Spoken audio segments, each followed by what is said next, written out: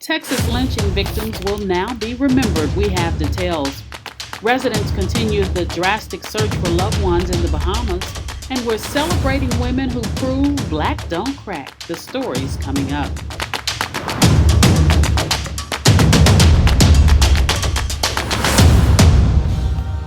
Hi, I'm ReShonda Tate Billingsley with your weekly Defender NewsWrap, where we bring you the biggest news stories from the black community. County Commissioner Rodney Ellis is working to honor those who were lynched in Harris County. At least 4 people in Harris County lost their lives as a result of racism in this community between 1877 and 1950. But the state of Texas had just under 500 lynchings. Nearly 4,500 racially motivated lynchings have been recorded and verified around the country. Commissioner Ellis is now making sure those victims get recognized here in Harris County with historical markers near the downtown Houston courthouse complex.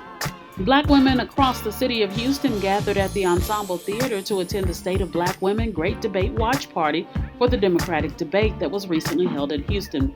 Attendees were given electronic ballots which allowed them to share their opinions about the debate and various political topics on both national and local levels. Some of those topics included gun laws, legalization of marijuana, the black vote, and impeachment. Look for a complete breakdown of the poll results in next week's Defender. The Democratic debate marked the first time this cycle that a high-profile debate took place at an HBCU. Candidates, including Elizabeth Warren and Bernie Sanders, have included funding for HBCUs in their platforms, and Kamala Harris, the lone HBCU graduate in the race, has proposed a $1 trillion plan to increase teacher pay that includes HBCUs and addresses a shortage of teachers of color.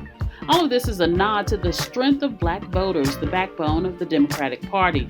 But equally important is the chance to reach out to tap into a network of students, graduates, their family members, faculty, and others connected to the country's more than 100 HBCUs. You remember the black man Donald Trump called My African American? Well, he's turning in his Trump card.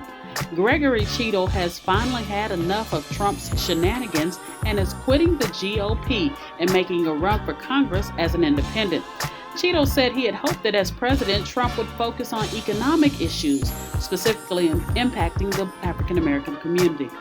But he says he's given up on that notion and on the grand old party itself. The 62-year-old real estate broker says the final straw was Trump's treatment of the squad, the 4 politically aligned women of color and progressive freshman members of Congress, whom Trump says should go back from whence they came.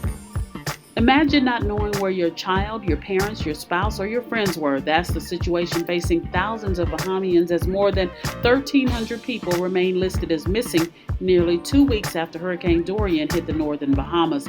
The government has cautioned that the list is preliminary and many could be staying in shelters and just haven't been able to connect with loved ones. But fears are growing that many died when the Category 5 storm slammed the island. In fact, estimates say the final death toll could be around 2,500.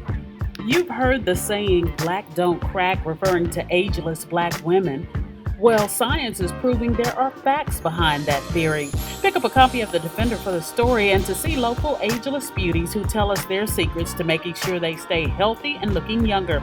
Also, stop by our website, defendernetwork.com, every day this week, where we'll feature a new group of women showcasing their melanin magic. Looking for something to do this week? On Saturday, September 21st, Greenlight Events will host their 2019 Trap Wine Fest. Also on Saturday, the Linda Laurel Scholarship Fund will have its 2019 Smart Up Houston College and Career Conference. And later that day as well, the Houston Jazz Festival will kick off at the Miller Outdoor Theater. Check them out, and if you have some events you'd like us to share, send to us at news@defendermediagroup.com. It's a wrap. Make sure you're following us at Defender Network on Facebook, Instagram, and Twitter. And join us here next week for all your Defender highlights.